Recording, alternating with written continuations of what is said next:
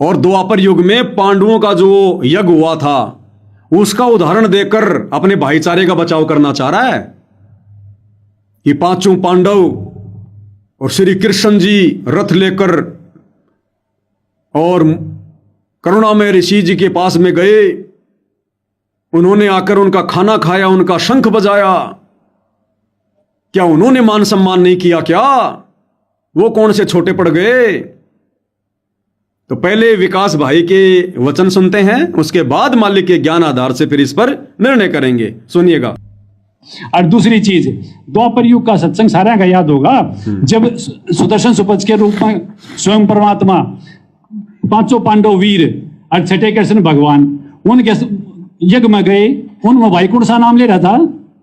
पांचों पांडव द्रौपदी के हाथ का भंडारा करा, और वो श्री कृष्ण जी, और वो श्री कृष्ण जी त्रिलोकीनाथ, वो है राम जी। और जब उनके जागो उनकी मदद कर दी तो भाई के हो गया, और उन्हें सम्मान को ना करा के रथ में बिठा के ले गए होंगे, 11 योजन पाया गए होंगे, नंगे पा गए होंगे। कहता पांडवों ने सम्मान नहीं किया क्या? रथ में बैठाकर नहीं लेकर गए क्या? द्रौपदी ने खाना नहीं बनाया क्या? वो सम्मान नहीं था क्या? भैया, जब द्वापर युग में पांडवों पर आपत्ति आई, उनका यज्ञ सफल नहीं हो रहा था, तो पांडव कहां गए थे? कहां गए थे पांडव? इन गांव वालों की तरह आश्रमों में नहीं गए थे कि अर्जी लगाओ महाराज जी से, अर्जी लगाओ। पांचों पांडव खुद श्री कृष्ण जी नंगे पैरों साक्षात भगवान के पास गए थे। सुपथ रूप में जो परमात्मा बैठे हुए थे कबीर जी झोपड़ी में, खुद गए थे। जिनका काम बिगड़ा हुआ था ना, वो खुद नंगे पैरों गए थे। जहां भगवान बैठा हुआ था जिस झोपड़ी में, आज वो कबीर भगवान हिसार जेल वाली झोपड़ी में बैठा है। अगर इनका काम बिगड़ा हुआ था तो ये जाते हिसार जेल में, डायरेक्ट भगवान के पास जाते, पर भगवान फिर मदद करता ना करता, फिर हमारा बोलने का कोई अधिकार नहीं था। तुम भगत जा रहे हो इनके पास जबरदस्ती। अरे काम तो बिगड़ा इनका, और जबरदस्ती इनसे कह के प्रार्थना तुम लगवा रहे हो। लगा रहे हो कि नहीं लगा रहे हो तो बाद की बात है। तो भाई वो पांचों पांडव और श्री कृष्ण जी अपने अहंकार अभिमान को त्याग कर और कहां गए थे? भगवान के पास गए थे, उनकी झोपड़ी में। अगर इनको अपनी मदद अगर करवानी थी, जाते डायरेक्ट भगवान के पास में, फिर हम बोलने वाले नहीं थे। और भाई बार बार वही बात है भाई, वो द्वापर का समय था। उस समय परमात्मा ने क्या किया क्या नहीं किया, केवल आत्माओं को चार्ज करना था, वो मोक्ष का समय नहीं था। और कह रहा द्रौपदी ने सम्मान नहीं किया। क्या क्या खाक सम्मान किया द्रौपदी ने? अरे विकास भाई, सत्संग सुनता कि नहीं सुनता? क्या खाक सम्मान किया था द्रौपदी ने भगवान का? जब भगवान खाना खा रहे थे तो द्रौपदी मन ही मन में गालियां निकाल रही थी। यो गलीच आदमी, घास फूस खानी आदमी, इसको खाना खाने का भी नहीं पता, सिल्ड बिल्ड अब सी, जैसा कि गुरुदेव भगवान बताते हैं। कितनी गालियां दी थी द्रौपदी ने भगवान को। कौन सा मान सम्मान कर दिया द्रौपदी ने? मन में तो उसके दोष भरा हुआ था। ऐसे ही इन लोगों के दिलो दिमाग में तो तंबाकू का जहर भरा है। और ये कह रहे हमारी खाप पंचायत के ऊपर बात आ गई, हमारी खाप पंचायत की बेइज्जती कर दी। अरे जब तुम लोगों ने महम चौबीसी के चबूतरे पर सतगुरु रामपाल जी के चरणों में अपने सिर की पगड़ी उतार के रख दी, पगड़ी यानी अपनी इज्जत, फिर अब कौन सी तुम्हारी मान सम्मान बच गया भाई? कौन सी तुम्हारी इज्जत बच गई? जब तुमने अपनी पगड़ी उतार के सतगुरु के चरणों में रख दी, तो फिर काहे की इज्जत, काहे का मान सम्मान है? अरे हरियाणा में तो पगड़ी सबसे बड़ी इज्जत होती है। और जब तुम लोगों ने अपने शरीर की ये पगड़ी, अपने खोपड़ी की ये पगड़ी संत रामपाल जी के चरणों में रख दी, आपने उनको पगड़ी भेंट करी कि नहीं करी? फिर अब तुम्हारी कौन सी मान मर्यादा बच गई? कौन सी तुम्हारी इज्जत बच गई भाई? कौन सी इज्जत के ठेकेदार बने फिर रहे हो? ये खाप पंचायत की बदनामी बर्दाश्त नहीं होगी, हमारा रंग बदल जाएगा। इज्जत रही कहां बता दो? इज्जत तो सतगुरु के चरणों में रख दी।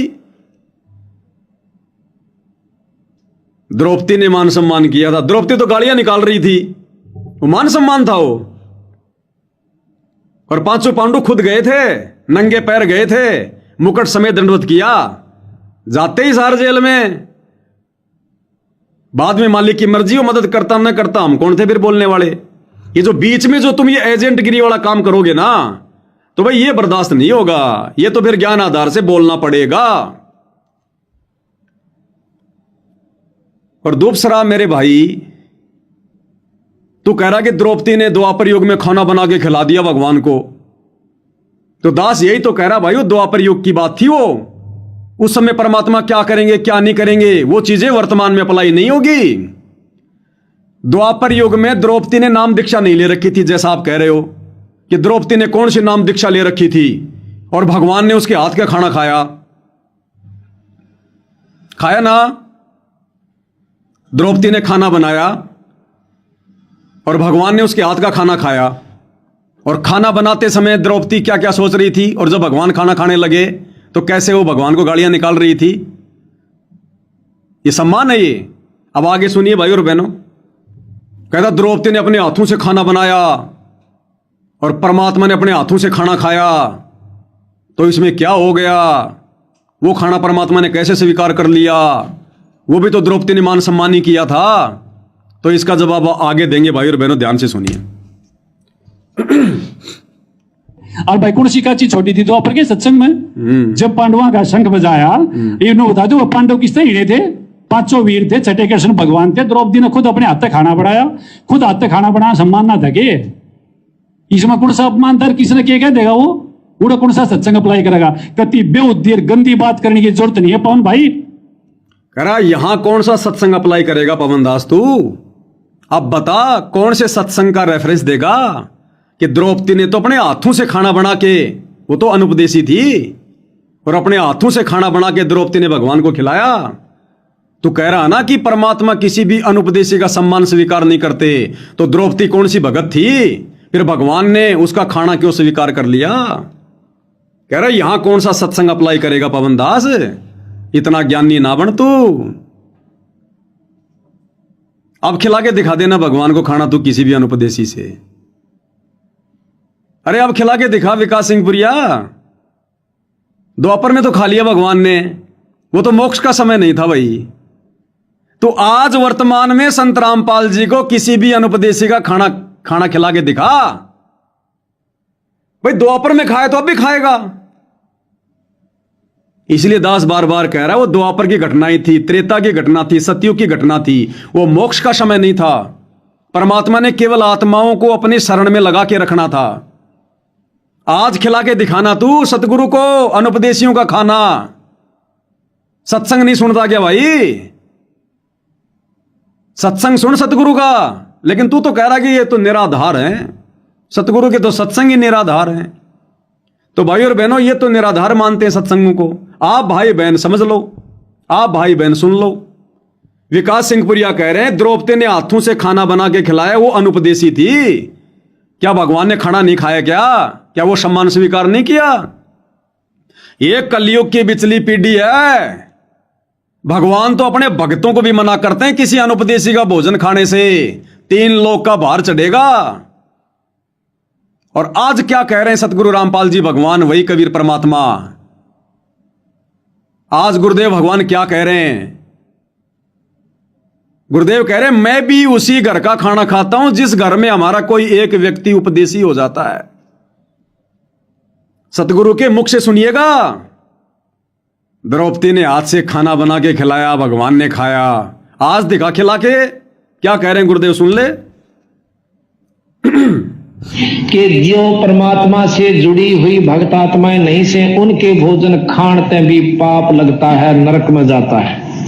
अब हम अपने सेवकां की रोटी उसका भोजन पाते हैं जो हमारे उपदेशी हो चुके हैं ईश्वर के। कहते हैं कि ईश्वर पद से मरम नाही गरही आन उपासी, जाकी भिक्षा संत न खावे पड़े काल की फांसी। संत ने अनुपदेशी बिना भगवान का नाम लिए हुए जीव का तो रोटी भी नहीं खानी चाहिए, वो भी उसका भोग भोगना पड़ता है। पता भाई? अरे विकास सिंह पुरिया जी, चलो मैं पवन दास तो सत्संग नहीं सुनता भाई, समय नहीं मिलता, अज्ञानी आदमी हूं, समझता नहीं। अरे तू तो 25 साल से भगत है, सार नामी है, गुरु जी के साथ रहा हुआ है। आज भी आश्रमों में रहता है, दुनिया को सत्संग सुनाता है। अरे द्वापर में तो खा लिया सतगुरु ने खाना द्रौपदी के हाथ का, अनुपदेशी का। तू आज खा के दिखा। सुन ले अब ये सत्संग भाई, खुद कह रहे गुरु जी कि हम अपने सेवकों के उसके घर में खाना खाते हैं जो इस परमात्मा का उपदेशी हो जाता है। आज दिखा तू खाना खिला के। इसलिए दास बार बार कह रहा भैया ये मोक्ष का समय है, कलयुग की बिजली पीढ़ी है। आज से पहले तो सतगुरु ने बहुत कुछ किया है, जो कार्य करने के लिए आज अपने भक्तों को मना कर रहे हैं, खुद भी नहीं करते। सदना कसाई ने कहा जी मुझे 100 बकरे मारने का आदेश दे दो। सतगुरु ने कहा कि ठीक है भाई, 100 से ज्यादा मत मारना। आज कोई भगत कहे गुरु जी मुझे शराब पीने का आशीर्वाद दे दो, दे देंगे क्या? अरे वो राजनीति वाले वीडियो आते हैं ना, जिसमें एक भगत बोला जी गांव वाले मुझे सरपंच बनाना चाहते हैं, तो गुरुजी ने क्या कहा, इससे अच्छा तो कुएं में पड़ जा, सरपंच बनेगा यो। तो आज क्यों नहीं दे रहे गुरु आदेश बकरे काटने का, मांस खाने का? बहुत सारे भगत चाहते हैं हम बकरे खाएं, मांस खाएं, है भाई, शराब पिए, बीड़ी पिए, हुक्का पिए। अरे आज क्यों नहीं दे रहा सतगुरु आदेश? सतगुरु ने तो नरसी का भात भर दिया। आज सतगुरु ना तो खुद भात भरते, ना अपने भक्तों को भात भरने देते। बोल भाई, ये कलयुग की बिचली पीढ़ी है, कलयुग की बिचली पीढ़ी। अरे 650 साल पहले तो सतगुरु ने खुद अपनी बेटी को, उस काशी वाली उस गणिका बहन को 16 श्रृंगार करके आने के लिए कहा था कि बेटी सज धज के आना, 16 श्रृंगार करके आना, और हाथी पे बैठाया। आज गुरुजी क्यों कह रहे हैं कि भक्तों ने सोना नहीं पहनना चाहिए, सोना तो घर में भी नहीं रखना चाहिए, सोने में काल का प्रवेश है। आज भक्तों को क्यों सोना पहनने का आदेश नहीं दे रहे गुरुजी? बता भाई विकास सिंह पुरिया। क्योंकि ये कलयुग की बिचली पीढ़ी है। ये झूठे भाईचारे के चक्कर में भाई गधा बनकर फिरेगा अगले जन्म में। तेरा कुछ भी ढाल ना डालेंगे ये भाईचारा। तू भक्तों को दुश्मन समझ रहा है और इन जगत वालों को हुक्का पाड़ूंगा तू अपना जो मित्र मान रहा है। परमेश्वर के विधान को तोड़ रहा है। भगत समाज को झूठे झूठे ये उदाहरण देकर भ्रमित करने का कुप्रयास कर रहा है। अरे आश्रमों में तेरे पास में जो भगत बैठते होंगे ज्ञान चर्चा के लिए, भाई तू क्या ज्ञान सुनाता होगा उनको? तू तो सबकी मति भ्रष्ट कर रहा है। तू तो सबको मर्यादाओं में ढील दे रहा है, छूट दे रहा है। कौन मर्यादा में रहेगा ऐसे? इसीलिए तुम लोग जगह जगह जाते हो, ये गांव में सबका खाते हो तुम, सबके पाप कर्म अपने सिर पे रख रहे हो तुम। फिर मेरे को कह रहा कि सत्संग ध्यान से सुनाकर पवन दास तू, और ज्ञान चर्चा करनी है तो मेरे ते कर। अब तेरे से कर रहा हूं भाई साहब। आसाराम जी से नहीं कर रहा, तेरे से कर रहा हूं ज्ञान चर्चा। तो आ गई होगी तेरे समझ में भाई बात। वो द्वापर का समय था मेरे भाई, ये कलयुग की बिचली पीढ़ी का समय है, कलयुग की बिचली पीढ़ी का। इस समय सतगुरु भी वही कर्म करेगा, क्योंकि सतगुरु वर्तमान में एक भगत की भूमिका में है, एक शिष्य की भूमिका में भी है। और जैसे कर्म सतगुरु करेगा वैसे उसके भगत करेंगे। और द्वापर में जब सतगुरु आए थे करुणा में ऋषि के रूप में, वो किसी के शिष्य नहीं थे। और भगवान पे कोई कर्म लागू नहीं है, भगवान तो खा ले किसी का भी। फिर वर्तमान में क्यों नहीं खा रहा जब द्वापर में खाया था तो? और दूसरी बात, सतगुरु क्यों आए थे पांडवों के उसमें यज्ञ में? उनका भोजन करने के लिए, अपने भगत की मर्यादा बचाने के लिए।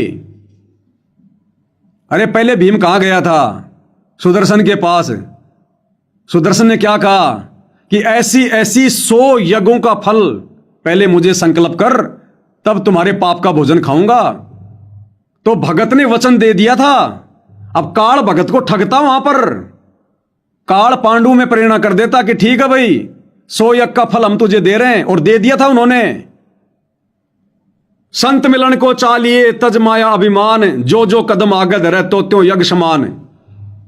वो तो भगवान आके बैठ गए सुदर्शन के रूप में, नहीं तो सुदर्शन तो अपने वचन में फंस गया था।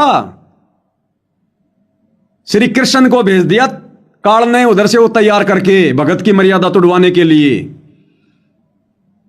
और जब जाते वहां पर, और अगर होता वहां वो सुदर्शन, वो भगत तो यही कहता भैया मैंने एक शर्त रखी थी इसके सामने कि ऐसी ऐसी 100 यज्ञ का फल मुझे दे, फिर चलूं मैं तेरे साथ। और श्री कृष्ण जी कह देते उस समय काल प्रेरणा से, लो जी संतों की वाणी है, परमात्मा की वाणी है, भगत ने तो माननी पड़ेगी कि संत मिलन को चालिए तज माया अभिमान, जो जो कदम आगे रखे त्यो त्यो यज्ञ समान। देख लो जी हम कितने किलोमीटर से पैदल चल के आए हैं और कोई अभिमान नहीं हमारे अंदर। मुकुट समेत हमने दंड प्रणाम किया। न जाने कितनी यज्ञ बन गई, आपने तो 100 मांगी थी, यहां तो हजारों बन गई। उस सुदर्शन को मजबूरी में जाना पड़ता वचन में बंधा होने के कारण, और जाता तो भाई वो महाभारत के युद्ध में कितने पाप हुए थे, वो सारा का सारा भार सुदर्शन के सिर पे रखा जाता। इस मजबूरी में परमात्मा गया था अपने भगत को बचाने के लिए। और तुम तो खुद ही मरने के लिए जा रहे हो, खुद ही। सतगुरु तो बहुत दूर की बात है, तुम तो खुद ही मोटर पाइप ले लेके खुद ही जो है मरने के लिए जा रहे हो। मेरे भाई बाढ़ की खाल निकलेगी, ये अध्यात्म है, अध्यात्म है। ये सतगुरु धरती पर आए हैं, सतलोक ऐसे नहीं जाया जाएगा। काल कदम कदम पे ठगेगा, कदम कदम पे। और ये ज्ञान ही आधार बनेगा। ये दुनिया से दुश्मनी सतगुरु ने ऐसे थोड़ी ली है, 2-2 बार की जेल ऐसे थोड़ी काट रहे हैं सतगुरु। आप और हमें ज्ञानी बनाने के लिए, मास्टर बनाने के लिए। मेरे भाई ये ज्ञान चर्चा ही चल रही है ये। अब आगे क्या कह रहा भाई, जैसे किसने तीर मार दिया हो। अब आप सत्सेवक भाई बहनों को समझा रहा है ये, साथ संगत वालों को, कि मुझे तो बड़ा अफसोस हो रहा है जो लोग इसके पीछे लगे हुए हैं, इसके वीडियो को शेयर करते हैं, और आप लोगों को कह रहा है अरे तुम्हारी आंखें फूटी पड़ी हैं क्या, तुमने बिल्कुल भी दिखाई नहीं देते क्या, इस पागल का कनेक्शन कटा हुआ है।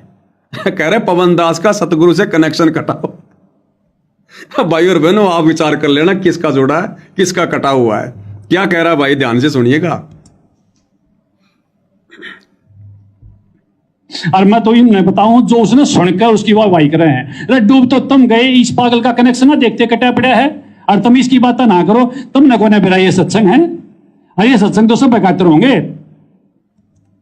बताओ, कह रहा पवन दास का इस पागल का तो कनेक्शन कटा पड़ा है, और तुम इसकी वाई वाई कर रहे हो। अब भाई और बहनों, ना तो आप लोग मेरी वाह वाई करते, ना मैं किसी की वाह वाई को स्वीकार करता। ज्ञान आपको भी और मुझे भी दिया सतगुरु ने। वाह वाई तो केवल सतगुरु की होती है। वाह वाह कबीर गुरु पूरा है। भगत कैसे अपनी वाह वाह करवा लेगा। अब बोलने वाला जो मर्जी बोल दो। अब निर्णय आप कर लो भाई और बहनों, इसके प्रवचन सुनकर कि कनेक्शन इसका कटा हुआ है या कनेक्शन हम भाई बहनों का कटा हुआ है। और अब क्या कह रहे हो आगे। अब ध्यान से सुनना भाई और बहनों, इसका ज्ञान हंसी आती है भाई और बहनों। मैंने वीडियो बनाने से पहले बहुत सोचा कि मैं अपनी हंसी पे कंट्रोल करूंगा। इनकी नादानी को देखकर, इनकी बालक बुद्धि को देखकर भाई और बहनों बड़ी हंसी आती है। कह रहा आजा आमने सामने ज्ञान चर्चा करेंगे। अरे अब तो बात हमारे भाईचारे में आ गई। कह रहा कि पवन दास आमने सामने आजा, बैठ के ज्ञान चर्चा करेंगे गुरु जी के ज्ञान पे। और निर्णय कौन करेगा, ये पंचायत वाले। कह रहे पंचायत करेगी निर्णय कि किसको ज्ञान ज्यादा है। एक बार सुनो भाई और बहनों इसके बोल वचन आप। भाई घना ज्ञान नहीं ना पाके पवन, और मैं तो सीधे तौर पे आप बात की चैलेंज करूं। मेरा फोन नंबर ले, हमारा नंबर ले, हमारे आश्रम की कमेटी तो बात करे, और तेरा जी करता हो जो हमेशा भी बैठ के बात कर ले। और एक तो हमारे आदरणीय खापत पदाधिकारी भी हैं, तो आगे बैठ के बात करे। और जब हमारा में कमी होगी, या खाप पंचायत जो सदा न्याय करते आई है वो आगे भी न्याय करेगी। तो बात भाईचारे वाली है। अब सुन लिया भाई और बहनों, मतलब परमात्मा के उस तत्व ज्ञान आधार से ज्ञान चर्चा तो करेंगे भगत, और निर्णय कौन करेंगे, हुक्का पाड़। जो तत्व ज्ञान के आसपास भी नहीं है, जिनको मुंह पुछड़ का भी नहीं पता इस ज्ञान का, कह रहा वो निर्णय करेंगे। ये पंचायत वाले हमारे भाई, करीब तो बात भाईचारे में आ गई। अब बताओ, इसकी ये बच्चों जैसी बातें नहीं है क्या है? अरे 2 PhD वाले बच्चे आपस में ज्ञान चर्चा करें, और एक कहे कि निर्णय कौन करेगा, ये LKG का बच्चा। अब बताओ, ये हुक्का पाड़ निर्णय करेंगे ज्ञान चर्चा का। कह तो बात भाईचारे में आ रही है, तो भाईचारा तो तुम्हारा पक्ष लेगा। भाई और बहनों, सतगुरु की एक एक बात अप्लाई होगी, एक एक बात। सतगुरु ने क्या बताया कि 650 साल पहले कबीर परमात्मा जी के साथ में जुलाहों की कॉलोनी में ज्ञान चर्चा करने कौन आते थे? बड़े बड़े पंडित, मंडलेश्वर, सर्वानंद जैसे। और वो बोलते थे धारा प्रवाह संस्कृत। कबीर परमात्मा सिंपल भाषा में ज्ञान समझाते थे। और निर्णय कौन करता था हार जीत का? वो जुलाहों की कॉलोनी वाले, जिनको ना संस्कृत का पता, ना हिंदी का पता, ना जिनको ज्ञान का पता। वो ये देख लेते थे कि कौन ज्यादा बोल रहा है, कौन ज्यादा संस्कृत बोल रहा है, और जो ज्यादा संस्कृत बोलता उसी को वो विजय घोषित कर देते थे। तो भाई क्या कह रहा है कि आजा पवनदास घना ज्ञानी ना बने, आजा आमे सामने बैठ के ज्ञान चर्चा कराएंगे। और निर्णय कौन करेगा? यही पंचायत करेगी जो सदा से करती आई है। अब बताओ भाई और बहनों, ये अध्यात्म में अज्ञानी लोग, हुक्का पीने वाले नशेड़ी लोग, गुरु ने जिनको ढेढ़ की संज्ञा दी है, अब ये लोग निर्णय करेंगे कि भाई ज्ञान किसको ज्यादा है। अब ये बात बोलने वाला कितना ज्ञानी होगा, कितना इसके अंदर विवेक होगा। इनकी बुद्धि पे भाई और बहनों काल बैठा हुआ, काल। इनको कुछ नहीं पता हम क्या बोल रहे हैं, करनी और कथनी कहां इनकी पता ही नहीं है। तो हमारे आदरणीय भाई साहब विकास सिंह पुरिया जी कह रहे हैं कि पवनदास, गुरुजी के सत्संगों की बेइज्जती बर्दाश्त नहीं की जाएगी। अब बताओ, मैंने कौन सा गुरुजी के सत्संगों की बेइज्जती कर दी भाई? कौन सा अपमान कर दिया? कौन सा अपमान कर दिया भाई दास ने? जो सतगुरु ने कहा मैंने वही तो दिखाया, वही तो बताया। और कह रहा है कि बेइज्जती बर्दाश्त नहीं होगी। और फिर खा पंचायत वालों से कह रहा है कि इस पवनदास की तरफ से, इस नीच आदमी की तरफ से हम माफी मांगते हैं आपसे। खा पंचायत वालों को कह रहा है कि उस पवनदास की तरफ से हम माफी मांगते हैं। अरे भाई, अगर तुम सतलोक आश्रम वालों ने मुझ पवनदास की तरफ से अगर अपने भाइयों से माफी मांग ली है, तो फिर मुकदमा किस बात का होगा? भैया, खा पंचायत वाले मेरे से माफी तो मंगवाना चाहते हैं कि या तो पवनदास माफी मांग ले, नहीं तो फिर मान आने का हम केस करेंगे। और माफी तुम लोगों ने मेरी तरफ से मांग ही ली है, तो भाई अब तो मेरे ऊपर मुकदमा होना नहीं चाहिए। फिर अब भी अगर मुकदमा करोगे तो फिर तुम्हारी दोगली बातें, फिर काहे की पंचायत है तुम्हारी, फिर काहे के तुम्हारे पंचायती? भाई उनको माफी तो मंगवानी है। और माफी विकास सिंह पुरिया कह रहा है कि मैं मांगता हूं उस पवनदास की तरफ से। तो भाई मैंने माफी मांगी, चाहे मेरे गुरु भाई विकास सिंह पुरिया ने मानी, बात एक ही है। और जब विकास सिंह पुरिया ने माफी मांग ली सार्वजनिक तौर पर, तो भाई और बहनों फिर खा पंचायत ने मुकदमा तो करना ही नहीं चाहिए मेरे ऊपर। क्या कह रहा भाई? अबे तुरंत बाद में क्या कह रहा पता है? या तो माफी मांग ले, नहीं तो पहले मुकदमा हम करेंगे। तुरंत ही रंग बदल गया। पहले तो माफी मांग रहा है, फिर कह रहा कि आगे से अगर ऐसा किया कुछ हुआ तो पहले मुकदमा हम करेंगे। अब देखो भाई और बहनों, इनकी करनी और कथनी पता नहीं कहां जा रही है। क्या कह रहा, ध्यान से सुनिए। और किसी भी प्रकार से महाराज जी के सत्संग का दुरुपयोग बर्दाश्त नहीं करा जाएगा। अरे मैंने दुरुपयोग कहां किया भाई? महाराज जी ने हुक्का पीने वालों को ढेढ़ कहा तो मैंने भी ढेढ़ कह दिया। इसमें सत्संग का दुरुपयोग कहां हो गया? ये तो मैंने सत्संग का सदुपयोग किया है, जो आप लोग नहीं कर पा रहे। ये तो सदुपयोग है भाई, दुरुपयोग थोड़ी है। दोबारा तो अपने जितने भी 24 के खाप के पदाधिकारी हैं, उस बेहुदे और उस गलत आदमी जो मारा किसी भी प्रकार से उसका कोई भी रिश्ता नहीं है, उसकी तरफ से फिर भी हम पंचायत माफी मांगा। हाँ भाई, कदे न कदे वो निकम्मा आदमी हमारी साथ रहा, यो भी हमारा दुर्भाग्य है। और आगे कोई शिकायत आओगी तो हम पहले उसकी शिकायत करने या कोई भी कार्रवाई करने तैयार रहेंगे। और इसी के साथ मैं धन्यवाद करता हूं। महाराज जी की जय हो। जय हो विकास सिंह पुरिया जी की जय हो। कह रहा है उस गलत आदमी की, जिसका हमारे से कोई संपर्क नहीं किसी भी प्रकार का, और हम उसकी तरफ से माफी मांगते हैं। अरे गलत आदमी की तरफ से माफी मांगने वाला भी गलत होता है। जब तुमने कह दिया कि मैं गलत आदमी हूं, और कह रहा कि उस गलत आदमी की तरफ से मैं माफी मांगता हूं हमारी खा पंचायत से। अरे भाई मूर्ख आदमी है क्या तू? तू तो गलतियों को बढ़ावा दे रहा है गलत आदमी की तरफ से माफी मांग के। अगर मैं गलत हूं तो फिर तू माफी क्यों मांग रहा है? अरे भाई सामाजिक ज्ञान तो ले ले, आध्यात्मिक ज्ञान तो नहीं है, सामाजिक ज्ञान तो ले। अगर मैं गलत हूं तो गलत आदमी की तरफ से माफी थोड़ी मांगी जाती है। अगर आगे से कोई गलती करेगा तो सबसे पहले मुकदमा हम करेंगे। अब देखते हैं भैया खाप पंचायत वाले तुम्हारी कितनी की इज्जत करते हैं, तेरी बात के कितना जो है तवज्जो देते हैं। तूने माफी मांग ली और कह रहा ये मेरा भाईचारा है, तो भाईचारा तो तेरी बात मानेगा क्योंकि तूने माफी मांग ली। आगे से कोई गलती करूंगा तो फिर आश्रम वाले कह रहे हम मुकदमा करेंगे। तो फिलहाल तो खाप पंचायत वालों ने मेरे ऊपर मुकदमा करना ही नहीं चाहिए, क्योंकि आपने तो माफी मांग ली और वो तो आपके भाई है, आपका भाईचारा है, आपकी बात को वो काटेंगे नहीं। तो चलो भाई, मुझ पवन दास का बचाव हो गया जैसे भी परमात्मा की दया से। होगा नहीं होगा ये तो बाद की बात है, मैं तो इन लोगों के स्टेटमेंट बता रहा हूं।